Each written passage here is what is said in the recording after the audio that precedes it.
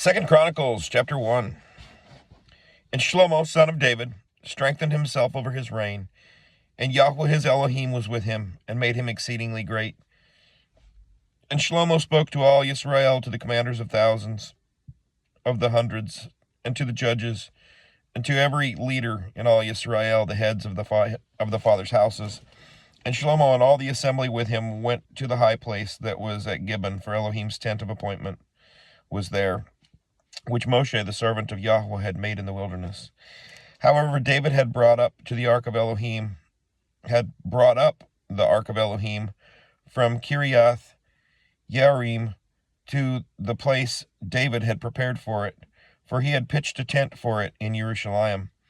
And the bronze slaughter place that Betzalel, son of Uri, son of Hur, had made, he put before the dwelling place of Yahweh. And Shlomo and the assembly sought it. And Shlomo went up there to the bronze slaughter place before Yahweh, which was at the tent of appointment, and offered 1,000 ascending offerings on it. That night Elohim appeared to Shlomo and said to him, "Ask, what should I give you?" And Shlomo said to Elohim, "You have shown great loving commitment to David my father, and have made me sovereign in this place. Now, Yahweh Elohim, let your promise to David my father stand fast, for you have set me up to reign over a people as numerous as the dust of the earth. Now, give me wisdom and knowledge, so that I go out and come in before this people. For who is able to rightly rule this great people of yours?" And Elohim said to Shlomo, "Because this was in your heart, and you have not asked riches or wealth or esteem, or the life of your enemies, nor have you asked long life, but have asked wisdom and knowledge for yourself, so as to rightly rule my people over whom I have set you up to reign. Wisdom and knowledge are given to you, and riches and wealth and esteem I also give you, such as none of the sovereigns have had who have been before you, nor any after you have." And Shlomo went to Jerusalem from the high place that was at Gibeon, from before the tent of appointment, and reigned over Israel.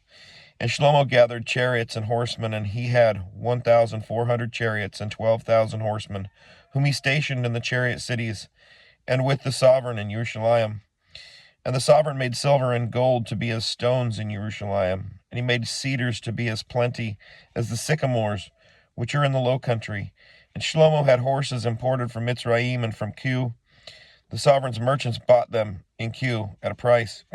And they came up and brought from Mitzrayim a chariot for 600 pieces of silver, and a horse for 150. And so, for all the sovereigns of the Hittites and the sovereigns of Aram, they brought them out by their hand. Chapter 2. And Shlomo gave word to build a house for the name of Yahweh, and a house for his reign. Then Shlomo enrolled 70,000 men to bear burdens, 80,000 hewn stone in the mountain, 3,600 to oversee them.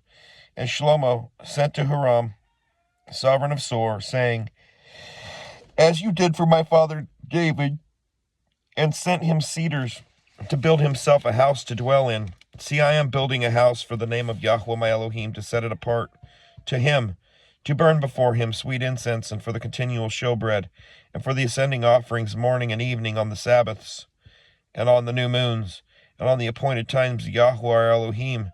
This is for Israel forever.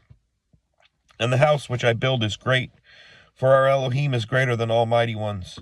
But who is able to build him a house, since the heavens and the heavens of the heavens are unable to contain him? Who am I then, that I should build him a house, except to offer before him?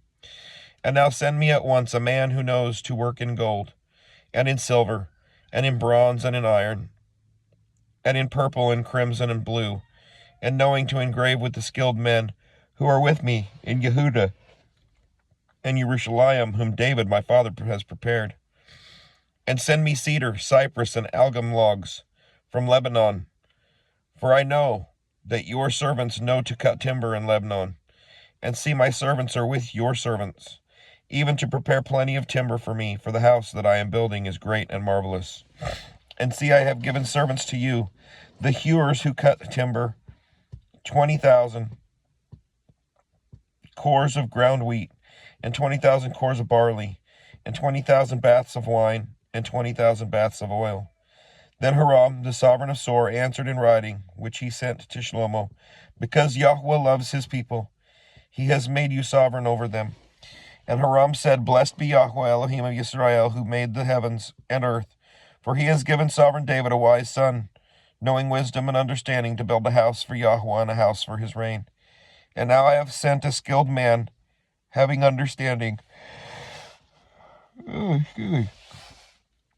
Hiram Abi, the son of a woman of the daughters of Dan, and his father has a man of Sor, who knows to work in gold, and in silver, and in bronze, and in iron, in stone, and in wood, purple and blue, and in fine linen, and in crimson, and to make any engraving, and to accomplish any plan that is given to him, with your skilled men, and with the skilled men of my master David your father. And now, the wheat and the barley, the oil and the wine which my master has spoken of, let him send to his servants. And let us cut wood from Lebanon, as much as you need, and bring it to you in rafts by sea to Yaffo, and you take it up to Jerusalem. And Shlomo numbered all the men, the sojourners who were in the land of Israel according to the census. The census in which David his father had numbered them. And they were found to be 153,600. And he made 70,000 of them to bear burdens, and 80,000 hewers of stone in the mountain, and 3,600 overseers to make the people work. Chapter 3. And Shlomo began to build the house of Yahweh at Jerusalem on Mount Moriah, where he appeared to his father David at the place that David had prepared on the threshing floor of Ornan, the Jebusite. And he began to build on the second day of the second new moon in the 4th year of his reign. And these are the foundations which Shlomo laid for building the house of Elohim.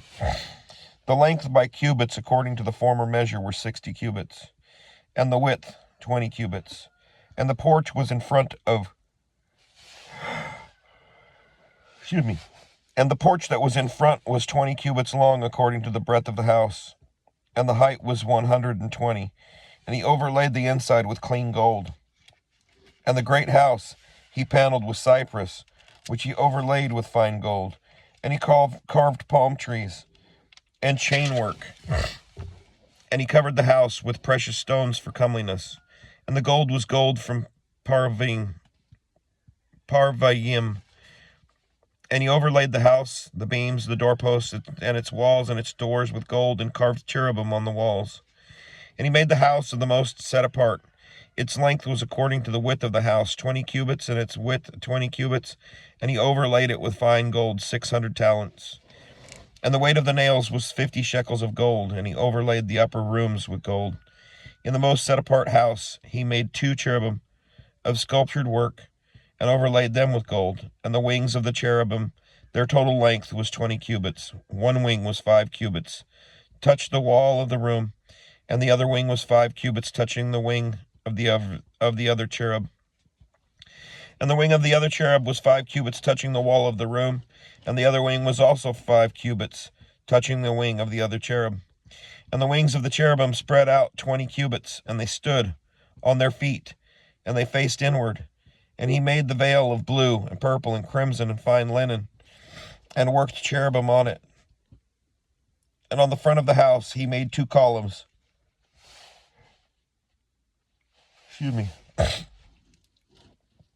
35 cubits high, and the capital that was on top of each of them was 5 cubits. And he made wreaths of chainwork, as in the speaking place, and put them on top of the columns. And he made 100 pomegranates, and put them on the wreaths of the chainwork. And he set up the columns before the hekal, one on the right and the other on the left, and called the name of the one on the right Yakin, and the name of the one on the left Boaz. 4. And when he made a slaughter place of bronze, 20 cubits long, and 20 cubits wide, and 10 cubits high. And he made the sea of cast metal, 10 cubits from one rim to the other, round all about, and its height was 5 cubits, and a line of 30 cubits measured around it. And figures like oxen were under it, all around, 10 to a cubit, all the way around the sea. 2 rows of oxen were cast when it was cast. It stood on 12 oxen, 3 facing north and 3 facing west, 3 facing south and 3 facing east. And the sea was set upon them, and all their back parts were inward. And it was a handbreadth thick, and its rim was shaped like the rim of a cup, like a lily blossom. It held 3,000 baths. And he made 10 basins, and put 5 on the right side and 5 on the left, to wash in them. In them they rinsed off what pertains to the ascending offerings, but the sea was for the priests to wash in. And he made 10 lampstands of gold, according to their ruling, and set them in the Hakal, 5 on the right side and 5 on the left. And he made 10 tables, and placed them in the Hakal, 5 on the right side and 5 on the left. And he made 100 bowls of gold. And he made the courtyard of the priests and the great court and doors for the court. And he overlaid these doors with bronze. And he placed the sea on the right side eastward over against the south. And Hiram made the pots and the shovels and the bowls. So Hiram completed doing the work that he was to do for sovereign Shlomo for the house of Elohim. The 2 columns and the bowl-shaped capitals that were on top of the 2 columns, and the 2 networks to cover the 2 bowl-shaped capitals, which were on top of the columns, and 400 pomegranates for the 2 networks, 2 rows of pomegranates for each network, to cover the 2 bowl-shaped capitals that were on the columns. And he made stands, and the basins on the stand, 1 sea, and 12 oxen under it, and the pots, and the shovels, and the forks, and all their vessels, Hiram his master craftsman, made of polished bronze for sovereign Shlomo for the house of Yahweh. On the plain of Yarden, the sovereign had them cast in clay molds, between Sukkot and Saradatha,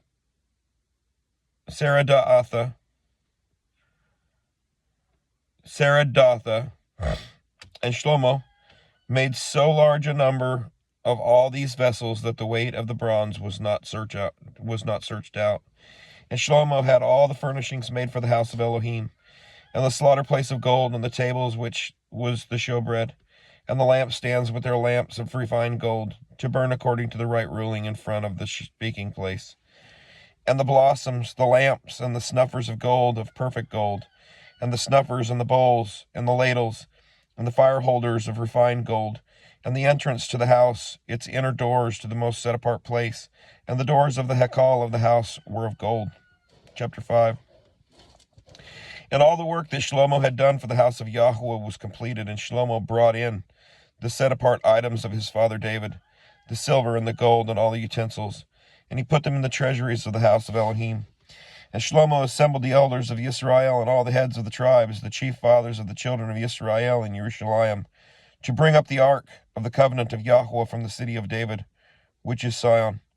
And all the men of Israel assembled to the sovereign at the festival which was in the 7th new moon. And all the elders of Israel came. Excuse me. And the Levites took up the ark, and they brought up the ark, the tent of appointment, and all the set-apart utensils that were in the tent.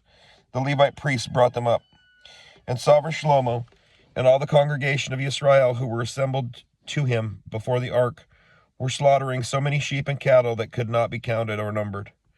And the priests brought in the ark of the covenant of Yahweh to its place, into the speaking place of the house, to the most set-apart place under the wings of the cherubim. For the cherubim spread their wings over the place of the ark, and the cherubim covered the ark and its poles. And the poles were so long that the ends of the poles of the ark were seen from the set-apart place in front of the speaking place, but they were not seen from outside, and they were there to this day. They are there to this day.